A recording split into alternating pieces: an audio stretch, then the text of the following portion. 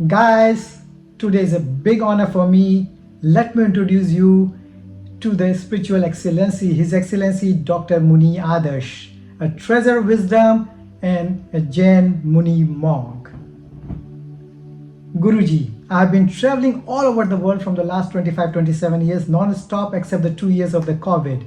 And wherever I go, that means during the informal conversation, they always pop me a question to which religion you belongs, which I always prefer to remain humble, not to share to which religion I belongs to. But once they insist that I always say I belong to, or that means I've been born to a Jainism family. So immediately the question pops to them that means what is Jainism? Then I have to tell it is very similar to Buddhism. It's like a twin religion of the Buddhism. It's more stricter version. So here I have got a question: why Jainism is not so popular all over the world, and what is the historical background of our religion, and at the same time what is the similarity of the two religions, Jainism, Buddhism, which have been almost originated from similar timeline, and what is the major difference, so they can understand what is Jainism and what is Buddhism clearly. Great. So I would like to go in a mainstream way. There are two mainstreams right now in the world. One is the philosophical way, where people root their philosophy in love. And there is one another perspective of mainstream philosophy where they root their religion as Ahimsa. Christianity, Buddhism, these have spread love in the world, whereas Jainism has always emphasized Ahimsa. Now there is a very thin line between Ahimsa and spreading love.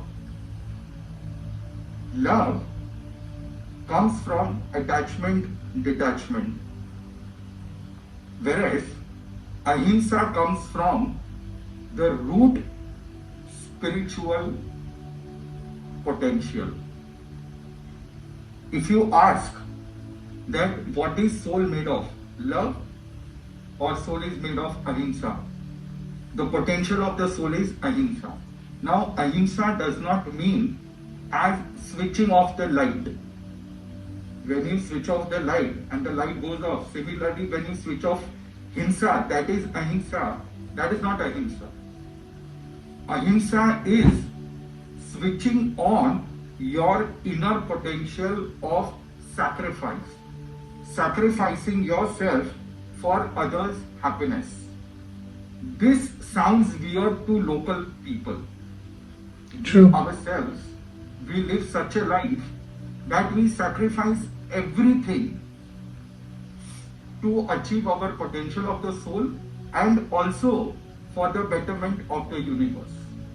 This is very crucial part of Ahimsa, that Dharma, Ruchi, Angar, Bhagwan, Mahavir, they all sacrificed their own lives so that other could live. Now this kind of Ahimsa is the most unfollowed path by the modern world, because people would like to love everybody, but people would not like to sacrifice themselves for others. This is what Jainism has done years ago past, and that to spread this Ahimsa. When you are at such a higher heights of spiritual level that you are ready to sacrifice all the possessions and each and everything for the betterment of the world. So that is why Jainism stands out, or Jainism, as you rightly said, is the stricter version of all the religions right now. Guruji, can you extend a little bit, that means highlight on especially the timeline of the two religions? Both are at similar timeline, but Jainism always focused on sadhana vritti. There are two ways of worship. One is puja, that is bhakti marga, and one is sadhana. One is you go in the church, any prayer place, and you do prarthana, you do prayers, You praise to the god and you come back, or do some rituals and you come back. That is puja vritti. There is another way that is known as sadhana vritti. Means you don't go to the church for one day or for some time, but you go for lifetime. You sacrifice yourself partially or completely. Even a household person sacrifices his own possessions, he limits them, he lives a life of minimalism, and he dedicates himself, he surrenders himself in the pious feet of Dev, Guru and Dharma. They sacrifice their life to achieve the whole potential of the soul.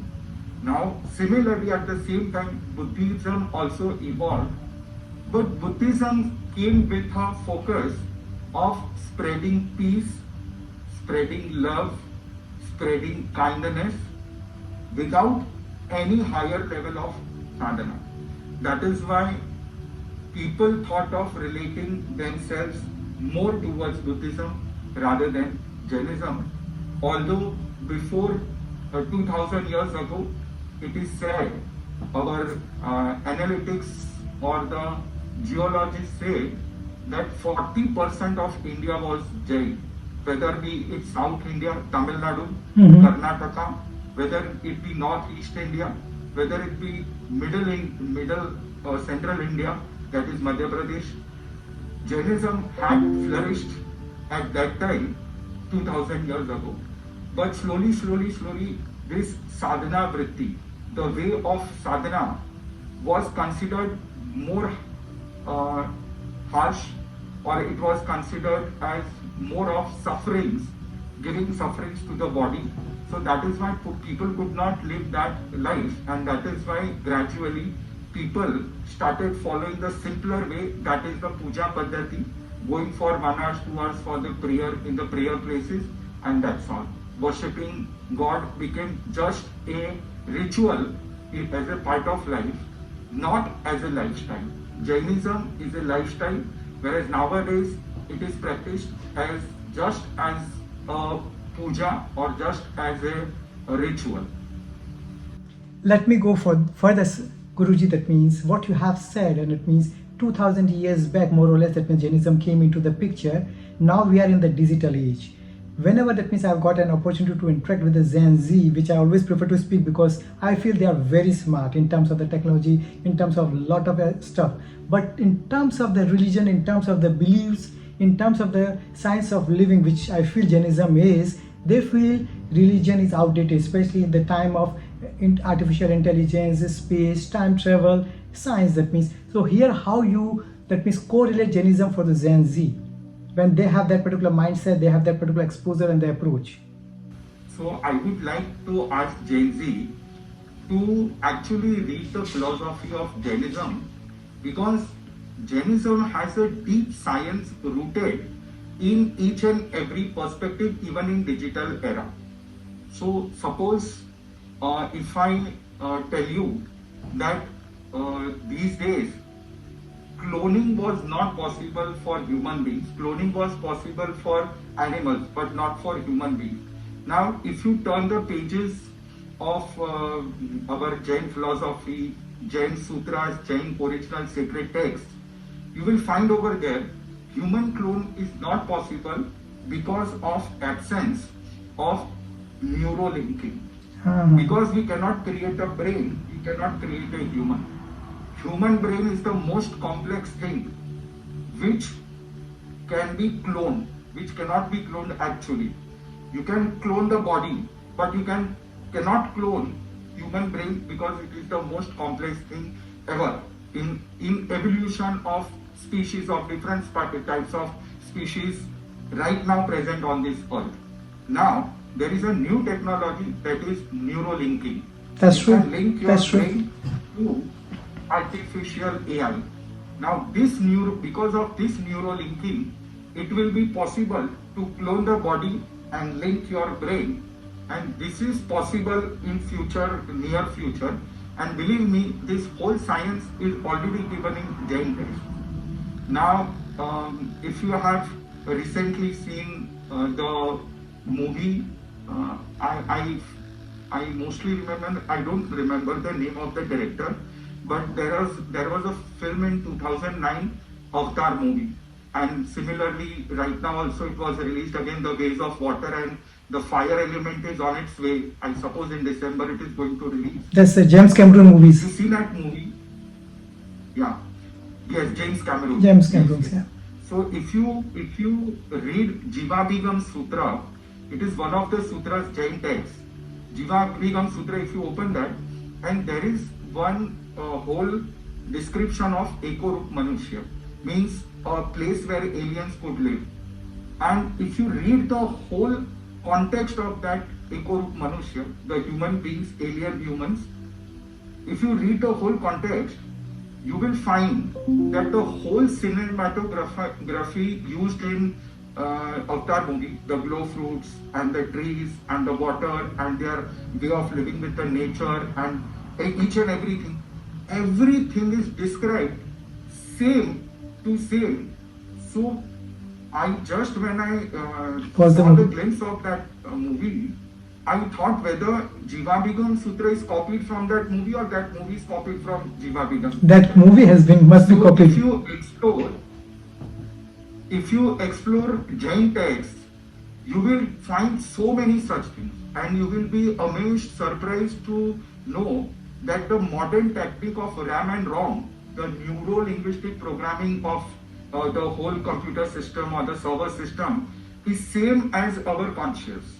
Like we say Mati Gyan and Shrut Gyan. Mati Gyan is that RAM part of our brain, and Shruti Gyan is the ROM part of our brain, which is the memory that stores all the knowledge and all the intellect and all the understanding. So when I relate the digital world to Jain text, this all cloning and the AI coming into existence, and then the synthesizing and then the generative AI and everything, I feel so related, and our 5 sensory organs. And just for our clarity, what science is doing, science is just enhancing our human abilities. That's true. If you cannot see minute, it makes macroscope. If you cannot see larger thing, it makes telescope. But it does not make anything new other than our 5 sensory organs. Modern science, the physical science, is limited to our human abilities. It is just enhancing human abilities. But Jain texts have, beyond these human abilities, the invisible things and so many other contexts you can find in Jainism, which are actually the reality of the universe, the multiverse, and so many things to read, fascinating things to read. So sometimes if you really learn these Jain texts, which are already converted into English by Max Muller and many other ancient translators, if you read them, you will find that digital age is not actually new, but it is very fascinating that it is proving what was already told 2000 years ago. Wow.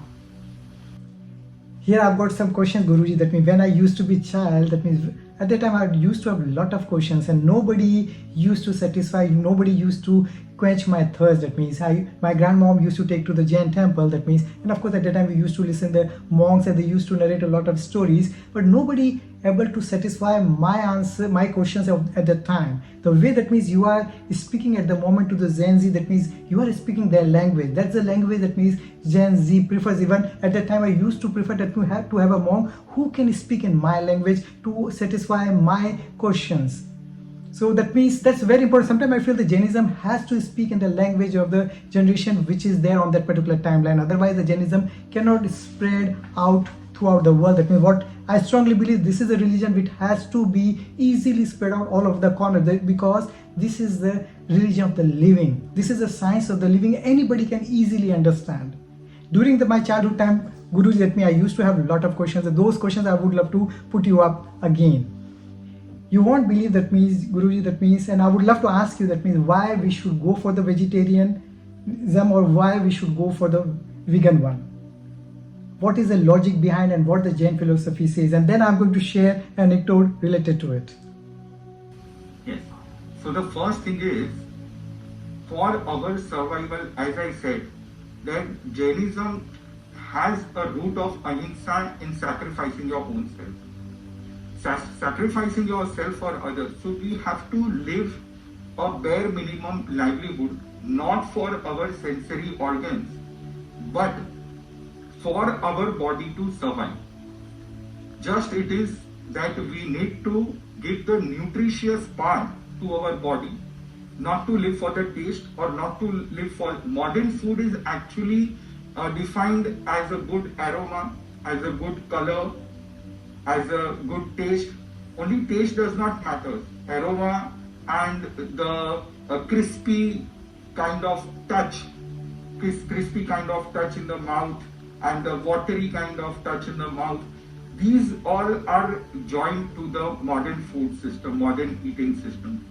And ancient people used to live in jungles, so they used to have raw food. But Jainism has classified. You will be surprised to know that even when the world did not know what is proteins, what is carbohydrates or something, Jainism had classified the food. And Jainism had classified the food into 4 parts. Now these 4 parts actually mean that just giving the nutritious content to the body. Killing animals is a very long thing that Jainism does not believe, but it says that even like a honeybee, even if we want to have food, how we should have food? We should have food with a sustainable life system. Means like a honeybee sits on the flower, just takes a little nectar from the flower without harming the flower and without harming the nature, it actually satisfies its own self. Similarly, we have to live such a life that we don't harm anybody and we just remove a little bit of nutritious elements that our body needs, and that's so we have to live in such a manner that we don't harm even the nature. So harming 5 sensory organs and harming animals which are having more than 3 senses, 2 senses, 5 senses, 4 senses is a very far part. We cannot harm them, and only the little bit of nutrition what we get from plant, or a little part from earth, or a little part from water, and that's all how we have to just nourish and satisfy our survival, not to live for our sensory pleasures. But Guruji, don't you feel that on the other side of the table, the population, what they feel, that means they are making the balance of the nature, that means, and they say that means a lot of nutritions are being found only in the animals. So that's the reason they are eating the animals and they are trying to balance the nature. And that means I used to believe also that way. That means when I was in the high school time, I was born in the Jain family, as I told you up.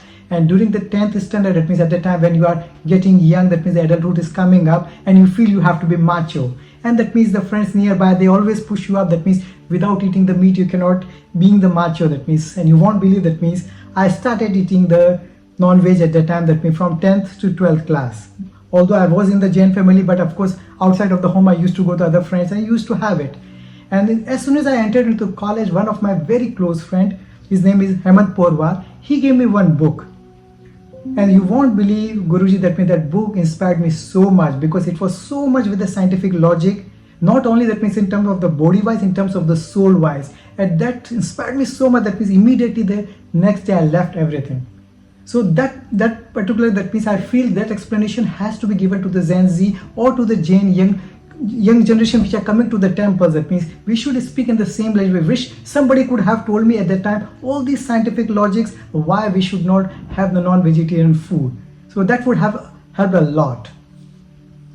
So that was my anecdote of that time, that means how I left, that means, and how I became more strict vegetarian, and now I'm very much strict vegetarian. I have got one more question, Guruji, for you. That means I used to ask at the time also why that means all the Jain monks walk barefoot, and why that means they don't travel the aeroplane, why they use the modern, that means mode of the transportation. I feel that means communication and the mode of the transportation is going to be very helpful to spread the Jainism. That was the case with the Buddhism, because they had been spreading all over the world with using the mode of the transportation of that time. So as I said, that when a Jain monk or a Jain layman starts his spiritual life, he is on the sacrificing part from the detachment from the possessions. So it is very clearly mentioned that Jainism does not want to spread itself, but every monk or every sadhak, as I said, that there are two ways of worshipping God. One is the puja paddhati and one is the sadhana paddhati. Jainism emphasizes on the sadhana of your own conscious potential, True. your own true potential. All the energies, whatever you have, without harming the nature, without depending upon external things, external possessions. So, Jainism has always believed in bare minimum food, bare minimum clothing, and apart from that, you don't need to use any external things, any external possessions. That is why we just not only wear barefoot, but the whole structure of our life depends only on four things. We possess only four things. One is a broom-like structure. Yeah, This is Rajoharan. that's right. This we use to clean things. Then there is one pot of utensils that in which we have our food. The third thing what we possess is book of our knowledge, which we write ourselves. And the fourth part of what we have together with us is a rosary. Bus. Apart from these four things, we don't possess anything. It's not only about walking barefoot, it is not possessing anything apart from these four things. We have our clothes, our broom, our knowledge, our pot, and that's all. We don't depend on any external things. What about the mode of transportation and mode of the communication? Of course, I really admire you. That means you have come on the podcast. And I used to admire a lot to Dr. Acharya Sushil Muniji, because he used to travel a lot and he used to spread Jainism all over the world. So I feel some of the monks should come up on this particular stage to spread it globally. Yes. Yes. So modern, because of the modern age, people generally in India used to have a joint family, not joint family, but a joint community and a joint society previously. Nowadays, because of metropolitical life, we are falling apart. That's we right. are dividing ourselves. So we need more transportations, more communication, and that is why the modern mainstream Jain sects have divided this sadhana into two levels. Means one level where monks will do their own sadhana, and there is another lower level which actually will come out to spread Jainism and the philosophy of Jainism. So we can divide the sadhaks into two parts. One who will work only on their soul and their consciousness and their potential, and one part will go outside to spread the philosophy of Jainism. Understood, Muniji. And one more question, why not the root vegetables? In the Jainism, generally we say that we should avoid the root vegetables. Yeah. So there are two things for root vegetables. First is that the root vegetables are underground and they represent the whole tree. So if the root is removed, the whole tree is removed. Means the whole life is gone. If you remove the one root, the whole tree gets destroyed. We cannot harm any life in such a way that they get destroyed completely. This is the first main reason. And the second reason, because they are born under the, they don't get sunlight when they are born. So that is why it is said for us that there is one term known as Ratri Bhojan Tyag. Yeah. And Ratri Bhojan Tyag indicates that we should not have the food from the kitchen where there is no sunlight. Means it's not only about roots, it is also about any food which is not cooked under the sunlight. Very true. Here I would love to share one beautiful story. That means I read one book of the Acharya Mahapragya maybe in the 2005-2006, in that book he mentioned about the Acharya Tulsi Sahib, and he told that means one day the earth will be realizing what is the importance of having the mass. That means the mukti what Jain monks generally have it. When the COVID came, at the time the whole of the world got the importance of this particular mukti or this particular. So what is the reason that means why we put up the mukti? So can you explain much better, that means especially to the global audience? There are three reasons why we have this covering on our face. The first reason is our mouth is the most infectious part which is in the contact of the environment. A lot of, when you wake up in the morning, a lot of infections come out of your mouth. And generally when we are speaking, the spit comes out of our mouth. True. So that not only infects the environment, but it is also as a bad manner. When you are talking, the spit comes out, and if it falls on the book or if it falls on some other. So this is kind of a bad manner. To maintain the discipline, first is we have this covering on our mouth. The second is that it is mentioned whenever you speak, whatever the breath comes out of your mouth is actually having heat. Yep. The words which come out of our mouth, the heat comes out, and because of that, many living beings around us, they get killed, they get harmed. So this is the second thing. And the third thing, because we are sadhaks and we move all around global, so when we move to every place, we have to stay at some places which is actually attacked by so many insects and flies in the night and in the daytime, and it becomes very difficult to save our mouth or ourselves to not get infected. Suppose if we yawn and suddenly the fly goes in the mouth, then we'll fall sick. So to avoid us falling sick, for that also we have to cover the mouth. So these are the three main reasons that we cover the mouth. Nowadays, that means the Gen Z or the digital age Jain, that means they are too much into the intermittent fasting, and the Jainism always revolves around the fasting. The fasting, that means starting from the what you just mentioned, that means we are depending on the sun clock. That means as soon as the sun set, that means we stop eating it. And Guruji, here I would love to say that means I started doing this particular ritual from the last 7-8 years scientifically. Of course, that means the Jain philosophy came later. And one day, that means one of my sister-in-law, my bhabhi, came and she told that means, Chinmayji, you are already doing all this stuff. That means after 4 o'clock you are not eating anything. Why don't you take up, that means the pratigya or Jain, that means the vrat, that means you are not going to eat anything. So I took it up, and that means she explained me the reason. So here I would love to have from your side, that means what is the main reason in terms of the science, in terms of the health, why the fasting is important? First reason is when you are sleeping, at that time the body gets healed. Suppose if your stomach is full and you go to sleep, you will not get a proper sleep also, and your body also doesn't get healed. But when you eat in the afternoon, and after that you don't eat any heavy things, so by the time you sleep, the whole food gets digested, and when you sleep, the whole body gets healed. So physically, for our physical rest, see, as you know, we live a very hard life of hardships. So for us, the wellness of our body is very crucial.